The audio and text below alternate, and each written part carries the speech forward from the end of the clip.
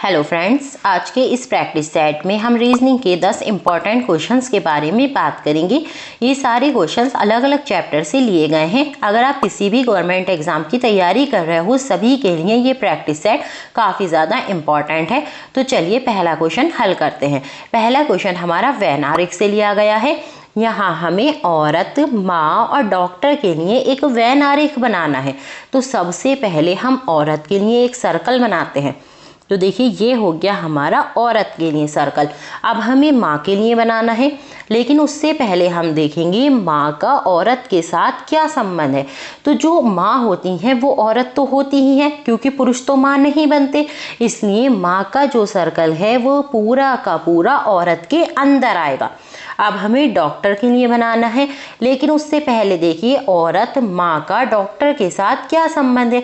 तो कुछ माँ और औरतें ऐसी हो सकती हैं जो कि डॉक्टर हों, तो इसलिए डॉक्टर वाला जो सर्कल है इन दोनों को थोड़ा सा काटेगा।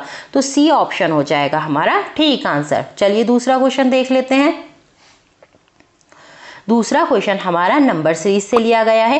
तो देखिए यहाँ हमें एक श्रृंखला दे रखी है और यहाँ क्वेश्चन मार्क लगा हुआ है। तो हमें यहाँ के लिए संख्या को चुनना है।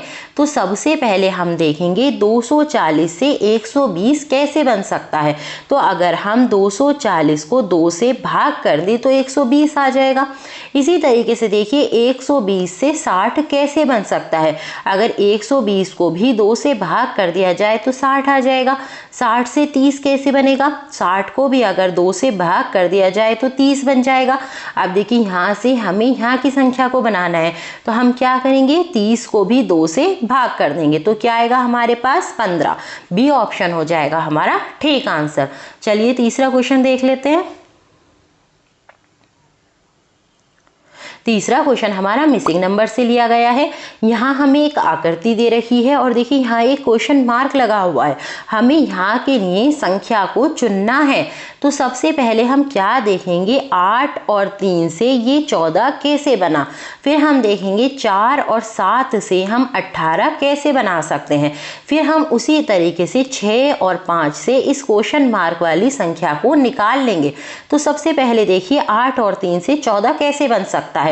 तो अगर हम 8 की 3 से गुणा कराएं तो क्या आएगा 24, और अगर हम इसमें से 10 को माइनस कर दें तो क्या आ रहा है 14। देखिए यहाँ भी 14 ही दिया हुआ है। अब हम 4 और 7 से 18 को बनाते हैं। 4 और 7 की आपस में गुणा करते हैं, क्या आता है 28, माइनस 10 कर देते हैं तो क्या आ रहा है 18। देखिए यहाँ भी 18 है। अब देखिए एक तरीका आ गया है हमारे पास। इसी तरीके से हम 6 और 5 से इस संख्या को बना लेते हैं। तो क्या करना है, 6 और 5 की आपस में गुणा करनी है, आएगा हमारे पास 30 और माइनस कर देना है 10। तो क्या आ जाएगा 20। देखेंगे ऑप्शन में कहाँ है, तो देखिए बी ऑप्शन में है। बी ऑप्शन हो जाएगा हमारा ठीक आंसर। चलिए चौथा क्वेश्चन देख लेते हैं। चौथा क्वेश्चन है हमारा भिन्न शब्द ज्ञात कीजिए। यहाँ हमें 4 ऑप्शन दे रखे हैं। इनमें से 3 जो हैं वो किसी ना किसी तरीके से एक जैसे हैं, और एक ऑप्शन जो है वो बाकी तीनों से अलग है। तो हमें उसको ही ढूंढना है। तो देखिए पहले लिखा हुआ है बर्फ, पानी, और डी ऑप्शन में लिखा हुआ है भाप। अगर हम इन तीनों की बात करें तो क्या है, ये पानी के रूप हैं। तीनों के ही तीनों पानी के रूप हैं। देखिए पानी को फ्रिज में रखें तो क्या जम जाता है बर्फ, पानी को उबालें तो क्या बन जाती है भाप। लेकिन जो ये दूध है वो क्या है, इन तीनों से अलग है, पानी का रूप नहीं है। तो सी ऑप्शन हो जाएगा हमारा ठीक आंसर। चलिए पांचवा क्वेश्चन देख लेते हैं। पांचवा क्वेश्चन हमारा नंबर एनालॉजी से लिया गया है। तो जो संबंध 6 का 222 के साथ है, वही संबंध हमें 7 का इस संख्या से बनाना है। तो सबसे पहले हम देखते हैं 6 से 222 कैसे बना सकते हैं। तो देखिए 6 तो है छोटा और 222 है बड़ा।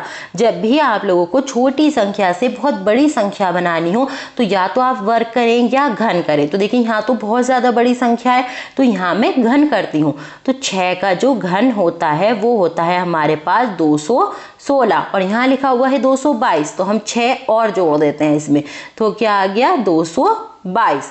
अब इसी तरीके से हम 7 से इस वाली संख्या को बनाते हैं, 7 का घन करते हैं, क्या आएगा हमारे पास 343 और 7 को अगर हम इसमें जोड़ दें तो क्या आ जाएगा 350।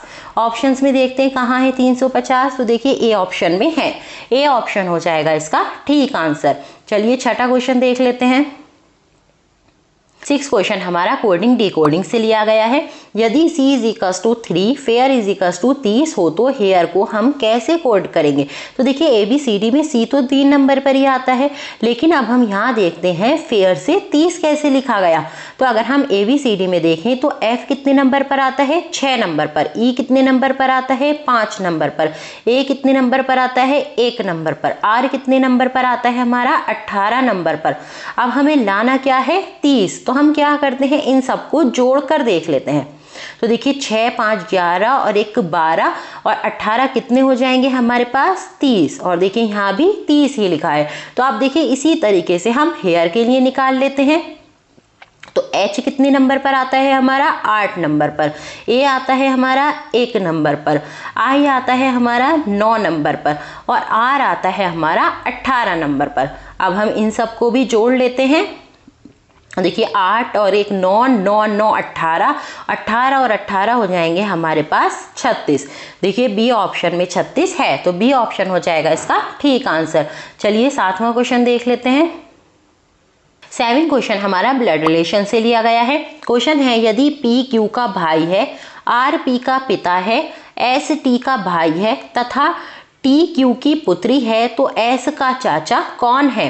तो सबसे पहले क्या दे रखा है हमें P Q का भाई है, तो सबसे पहले हम इसको बनाएंगे P Q का भाई है, क्योंकि भाई है तो P पर प्लस लगेगा, सारे लड़कों पर हम प्लस लगाएंगे।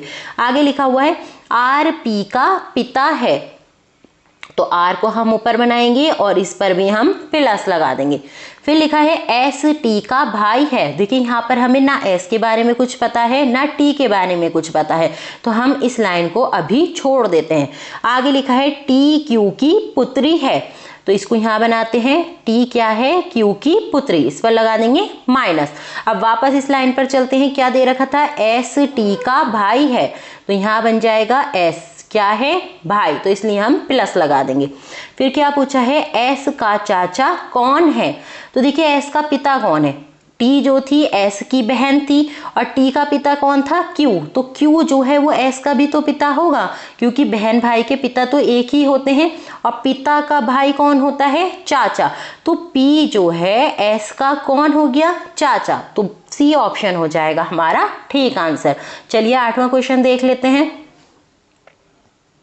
8वां क्वेश्चन है हमारा यदि प्लस का अर्थ भाग है, भाग का अर्थ माइनस है, माइनस का अर्थ गुना है, गुना का अर्थ प्लस हो तो निम्नलिखित में से कौन सही है।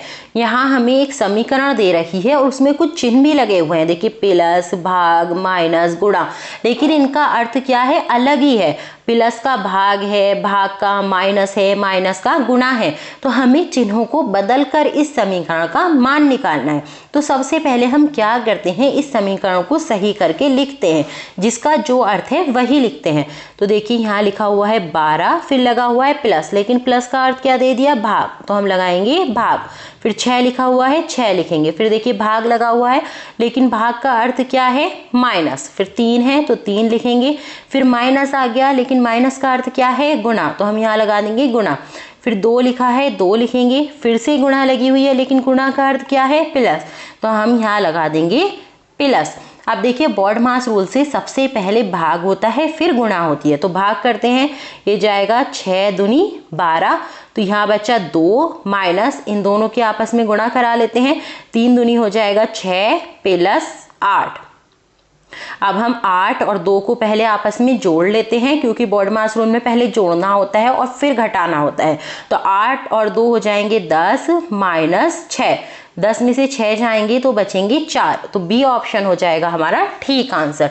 चलिए 9वां क्वेश्चन देख लेते हैं। 9वां क्वेश्चन हमारा कैलेंडर से लिया गया है। यदि 1 नवंबर को सोमवार है तो 25 तारीख को कौन सा दिन होगा? तो सबसे पहले हम क्या करेंगे, इन 25 दिन में से इस एक दिन को निकाल देंगे, यानी माइनस कर देंगे। तो देखिए 25 में से 1 को माइनस करेंगे तो क्या बचेगा? 24। अब हम इस 24 को 7 से भाग करते हैं, क्योंकि एक सप्ताह में 7 दिन होते हैं, इसलिए हमने 24 को 7 से भाग किया। तो ये जाएगा देखिए 7 या 21 और देखिए 3 रह गया हमारे पास शेषफल। तो जितना हमारे पास शेषफल रहेगा उतने ही दिन हमें आगे बढ़ना होता है। जैसे यहाँ लिखा हुआ था सोमवार और यहाँ 3 रह गया शेषफल, तो सोमवार से 3 दिन आगे बढ़ जाइए। सोमवार से 3 दिन आगे क्या आएगा हमारे पास? बृहस्पतिवार। तो डी ऑप्शन हो जाएगा हमारा ठीक आंसर। चलिए 10वां क्वेश्चन देख लेते हैं।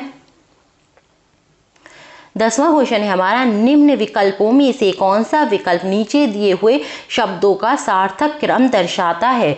यहाँ हमें 1 2 3 4 5 करके कुछ नंबर लिख रखे हैं, तो हमें इनको ऐसे लगाना है जिसका कोई मतलब निकले। तो देखिए सबसे पहले क्या होता है, हम बीमार होते हैं, सबसे पहले हमें बीमारी होगी तो हम लिखेंगे सबसे पहले 3। उसके बाद क्या है, हम डॉक्टर के पास जाएंगे तो हम फिर लिखेंगे 2। डॉक्टर के पास जाकर क्या होगा, हमारी जांच होगी, फिर आएगा 4। जांच के बाद क्या होगा, हमें दवा दी जाएगी तो आ जाएगा 5। और दवा के बाद क्या है, हमारा इलाज शुरू हो जाएगा, तो सबसे लास्ट में आएगा 1। ऑप्शन में देखते हैं कहाँ है, तो देखिए ए ऑप्शन में है। ए ऑप्शन हो जाएगा इसका ठीक आंसर। अगर प्रैक्टिस सेट आप लोगों को यूजफुल लगा हो तो एक लाइक कर दें और इसी तरीके की और वीडियोस देखने के लिए चैनल को सब्सक्राइब कर लें।